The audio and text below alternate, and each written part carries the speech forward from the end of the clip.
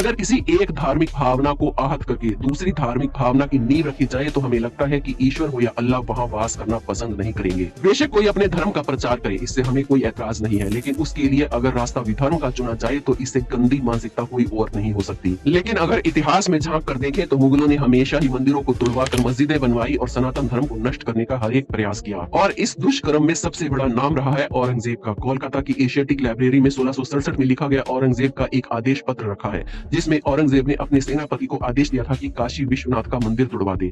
तो इस विषय पर आगे बढ़ने से पहले आइए हम जानते हैं काशी और भगवान विश्वनाथ की महिमा के बारे में। काशी वर्तमान वाराणसी शहर की एक पौराणिक नगरी है। इसे संसार के प्राचीनतम नगरों में माना जाता है। अमेरिका के एक लेखक इतिहासकार मार्क ट्वेन ने काशी की यात्रा के बाद लिखा था कि बनारस इतिहास से भी अधिक पुराना नगर है, वो परंपराओं से भी अधिक पुराना है, वो कहावतों और कहानियों से भी अधिक पुराना है, विश्व की समस्त सभ्यताओं से भी पुराना है। काशी गंगा के पश्चिमी किनारे पर स्थित है। पौराणिक कथाओं के अनुसार काशी नगर की स्थापना भगवान शिव ने लगभग 5000 वर्ष पूर्व की थी और वे यहाँ ज्योतिर्लिंग के रूप में प्रकट हुए थे, जिस कारण आज भी यह महत्वपूर्ण तीर्थ स्थल है। स्कंद पुराण, रामायण, महाभारत सहित प्राचीनतम वेद, ऋग्वेद आदि हिंदू ग्रंथों में इस नगरी का उल्लेख मिलता है और इस नगर का हृदय है भगवान विश्वनाथ का मंदिर। ये मंदिर 12 ज्योतिर्लिंगों में से एक है। इन्हीं सब बातों की वजह से ये स्थान हिंदुओं के लिए विशेष महत्व रखता है, लेकिन जो स्थान हिंदुओं के लिए विशेष महत्व रखता हो वो स्थान विधर्मियों के लिए जरूर ध्यान का केंद्र बनता है, उसकी महिमा जानने के लिए नहीं बल्कि सनातन धर्म को खत्म करने के लिए। 1669 में औरंगजेब ने इस मंदिर पर आक्रमण किया और मंदिर को तोड़ फोड़ कर नष्ट कर दिया और मूल मंदिर के स्थान पर मस्जिद को बनवाया।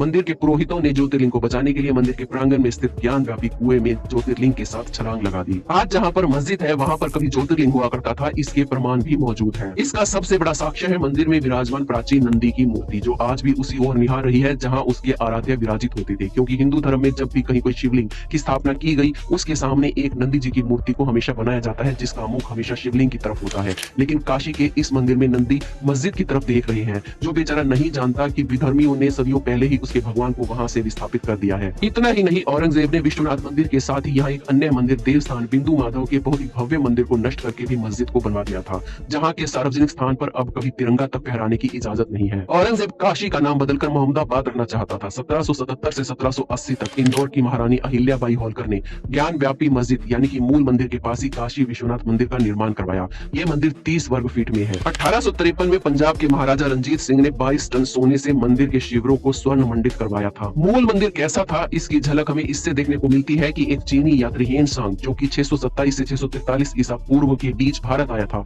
उसने अपनी काशी यात्रा के लेख में 100 फीट ऊंची शिव मूर्ति वाले विशाल तथा भव्य मंदिर का वर्णन किया है, जिसमें एक ज्योतिर्लिंग विराजमान था। पहले तो विधर्मियों ने मंदिर को ध्वंस करके मस्जिद बनाई, लेकिन अब पूरा परिसर हड़पने के लिए 1936 में मुकदमा दायर किया और दावा किया कि मंदिर का पूरा परिसर वक्फ की संपत्ति है। लंबी गवाहियों और ऐतिहासिक प्रमाणों व शास्त्रों के आधार पर दावा गलत साबित हुआ और 24 अगस्त 1937 को उसे खारिज कर दिया गया। इस निर्णय के खिलाफ इलाहाबाद उच्च न्यायालय में अपील संख्या 466 दायर की गई, लेकिन 1942 में उच्च न्यायालय ने भी इस अपील को खारिज कर दिया। वर्तमान में भी इसी मुद्दे को लेकर मुकदमा चल रहा है। काशी विश्वनाथ मंदिर के इतिहास में बहुत सारे उल्लेख और प्रमाण भी मिलते हैं, लेकिन फिर भी मंदिर और मस्जिद का फैसला अभी तक कोर्ट की तरफ से नहीं हुआ है। लेकिन कुछ लोग ऐसे भी हैं जो ऊल जलूल कहानियों को घड़ के औरंगजेब द्वारा मंदिर को तोड़ने की बात को उचित ठहरा रहे हैं। उनका कहना है कि 1669 ईस्वी में औरंगजेब अपनी सेना एवं हिंदू मित्र राजाओं के साथ वाराणसी के रास्ते बंगाल जा रहा था। रास्ते में वाराणसी आने पर हिंदू राजाओं की पत्नियों ने गंगा स्नान करने तथा काशी विश्वनाथ मंदिर में पूजा करने की इच्छा व्यक्त की, जिसे औरंगजेब ने सहर्ष मान लिया और उसने अपनी सेना का पड़ाव बनारस से 5 किलोमीटर दूर ही रोक दिया। फिर उस स्थान से हिंदू राजाओं की रानियां पालकियों में बैठकर अपने अंगरक्षकों के साथ काशी पहुंची। यहाँ वे गंगा स्नान व विश्वनाथ की पूजा के बाद जब वापस लौटी तो वहां जाकर उन्हें ज्ञात हुआ कि कच्छ की रानी नहीं लौटी है, जिससे औरंगजेब ने अपने सेना नायक को रानी को खोजने के लिए आदेश दिया। सेना नायक रानी को खोजने मंदिर पहुंचा। बहुत खोजने के बाद उन्हें मंदिर के तहखाने में रानी रोती हुई मिली। रानी ने औरंगजेब को बताया कि मंदिर के पुजारी ने उसके गहने लूट लिए और उसके साथ बलात्कार भी किया, जिससे नाराज हिंदू राजाओं ने औरंगजेब से मंदिर के पुजारी और प्रबंधकों के खिलाफ कठोर कार्यवाही करने की मांग की। तब विवश होकर औरंगजेब ने मंदिर को ध्वंस करने का आदेश दिया और मंदिर को तुड़वाकर उसकी जगह मस्जिद बनवा दी। अब आप खुद ही सोच सकते हैं कि इन कपोल कल्पित कहानियों का ना कोई मूल है, ना असर है, ना सिर है और ना पैर है। सबसे पहली बात तो ये है कि इस घटना का उल्लेख ना तो औरंगजेब की जीवनी में है और ना ही इतिहास की किसी भी पुस्तक में है।